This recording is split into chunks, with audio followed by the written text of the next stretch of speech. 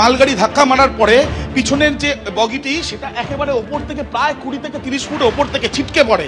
পরের যে অংশটা রয়েছে সেই অংশটা আড়াআড়ি ভাবে ভি আকার ধারণ করেছে এবং সেটা উঠে রয়েছে। उस टाइम लगभग 7:45 या 8:30 या उसके बीच होगा। तो अचानक ट्रेन का झटका तो मेरा सिर में चोट लगा। तो मैं तुरंत, मेरा फैमिली भी है ट्रेन में, मैं अपने फैमिली के साथ में बाहर आया और मैं देखा कई आदमी ऐसा जो है पैसेंजर है जो बाहर आ गया। फिर हम बाहर जब आया फिर देखा कि इधर पीछे से कोई मालगाड़ी इस ट्रेन में एक्सीडेंट हुआ है। তখন চলছিল, তখন ট্রেনের গতি ছিল আনুমানিক 20 কিলোমিটার প্রতি ঘন্টা। সেই অবস্থায় ট্রেনের মধ্যে ঝটকাটা লাগে। তখন অ্যাক্সিডেন্টটা গাড়িটা দাঁড়িয়ে যাওয়ার পর আমরা নেমে দেখি যে S4 আর S5 কম্পার্টমেন্টটা আলাদা আলাদা হয়ে গেছে, কাপলিংটা ভেঙে গিয়ে।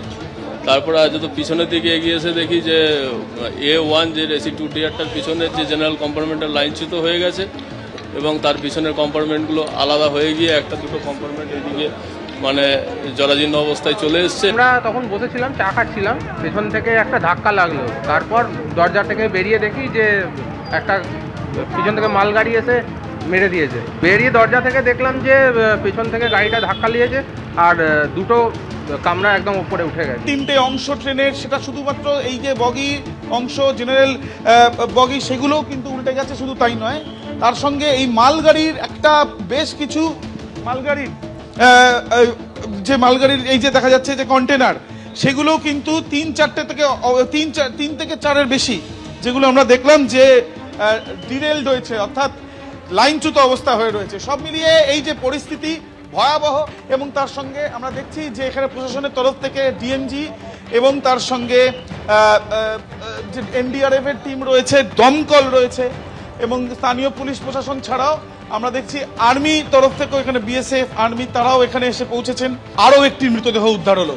আমরা দাঁড়িয়ে রয়েছি ঠিক এই রেল লাইনের ওপরে যেখানে এই দুর্ঘটনা ঘটেছে। সেখানে দেখা যাচ্ছে যে এই যে বগি, যেটা সম্পূর্ণভাবে খেলনার মতন দেখা যাচ্ছে যে একেবারে ভেঙে গিয়েছে। এখানে যে বিভিন্ন যে উদ্ধার কাজ চালানো হচ্ছিল, সেই উদ্ধার কাজে ইতিমধ্যে আরও একটি মৃতদেহ উদ্ধার করা হলো।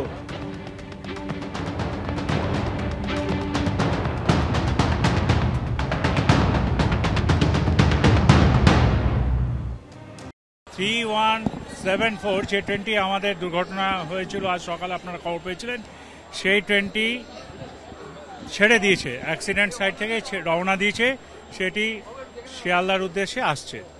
যে কোচ দুটি ক্যাপসাইজ হয়েছে, মানে GSCN, মানে যে আমাদের পেছনে যে কোচ দুটি হয়েছিল SLR, সেই দুটোকে কেটে ট্রেনটি রওনা হয়ে গেছে, শিয়ালদার উদ্দেশ্যে আসছে।